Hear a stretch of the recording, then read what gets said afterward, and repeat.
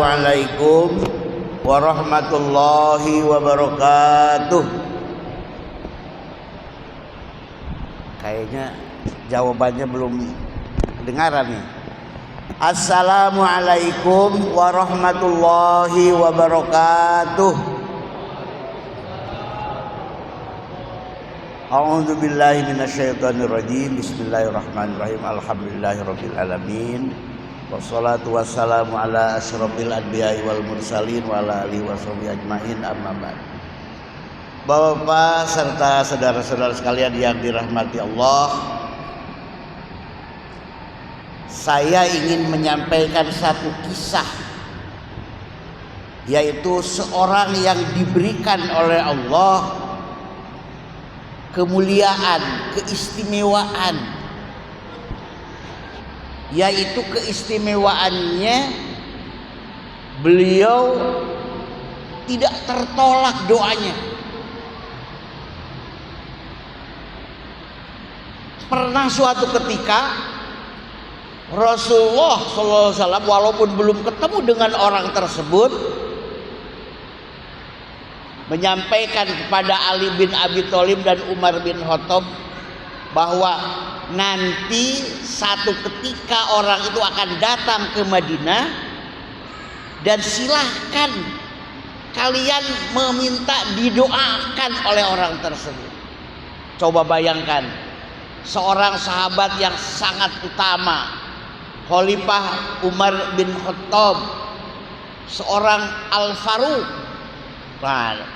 gelarnya juga Al-Faruq, orang yang betul-betul mampu membedakan yang benar antara yang hak dengan yang batil. Siapakah itu orang yang mempunyai keistimewaan, doanya selalu dengar oleh Allah? Dia adalah Uwais Al-Qarni.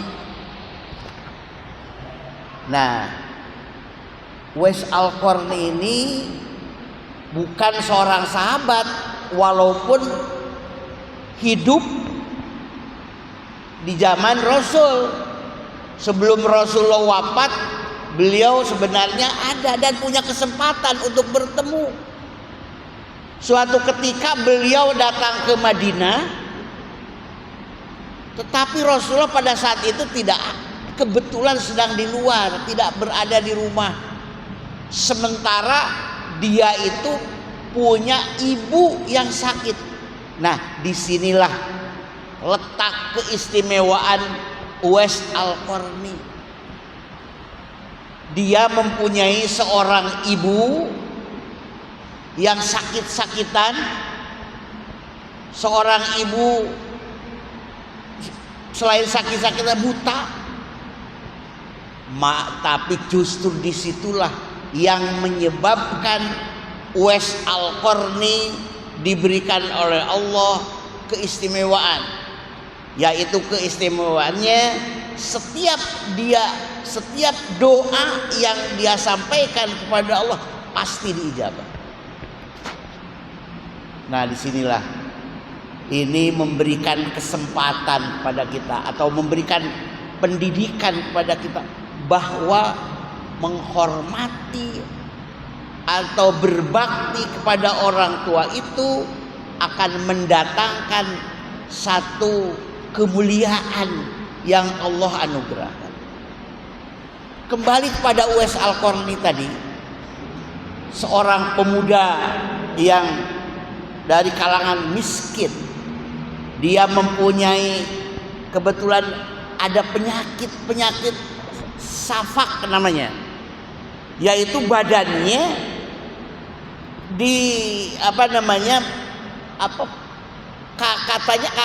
sepertinya belang gitu, ada putihnya, ada, kalau kata orang Sunda corob itu, kalau dahulu namanya safak.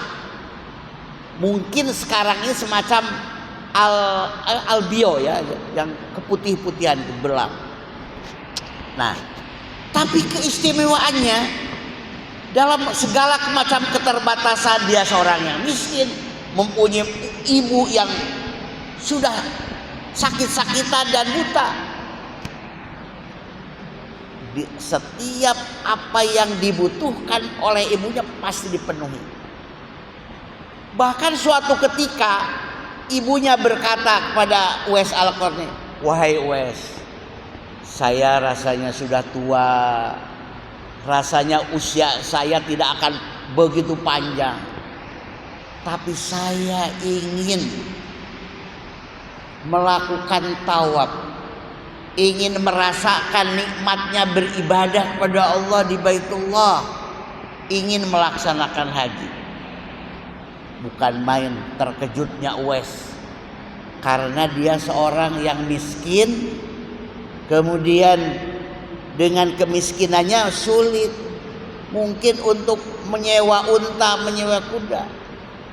Tapi dengan ketulusannya, dengan keikhlasannya, ibunya akhirnya sempat melaksanakan ibadah haji dengan digendong.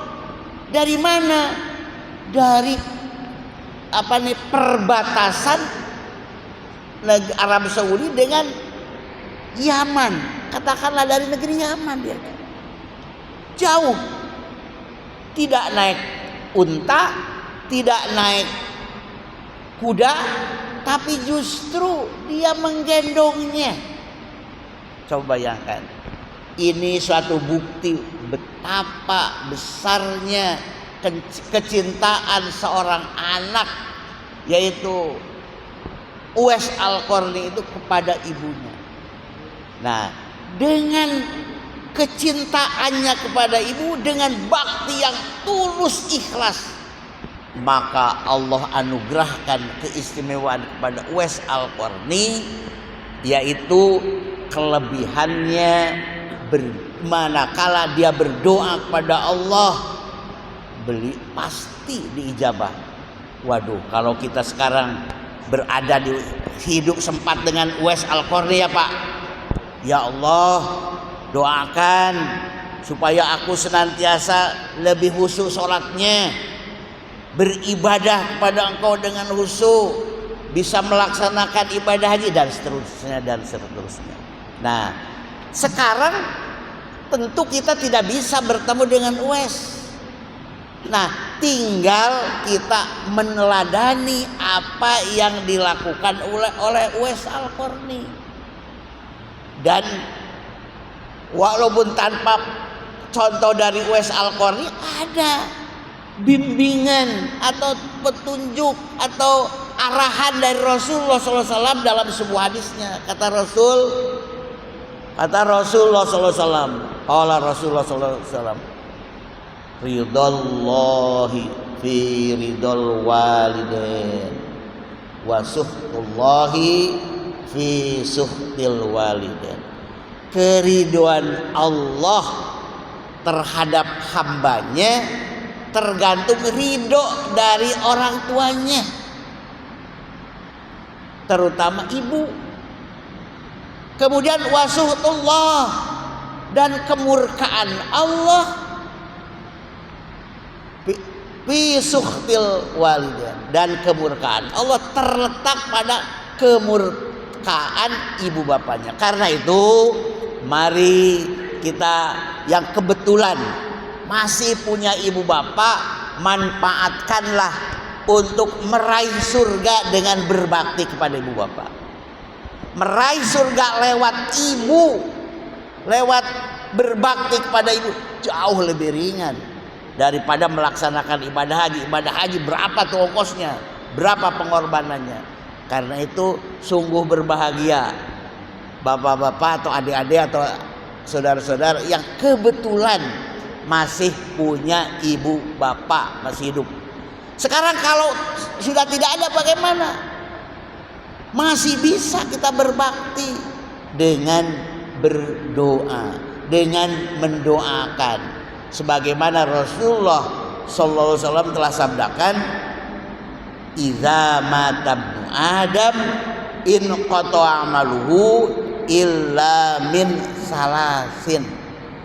Manakala anak Adam, yaitu manusia ini, kita ini, sudah meninggal dunia, maka terputuslah segala amal perbuatannya kecuali 3 hal. Apa yang 3 hal itu? Sodakotin jariyatin, sodakoh jariah. Kita punya harta, sodakoh jariah untuk masjid, untuk musola, untuk pesantren, untuk sekolah dan seterusnya. Kemudian apa lagi? Au ilmin yuntafa'u bih, ilmu yang bermanfaat dan dimanfaatkan.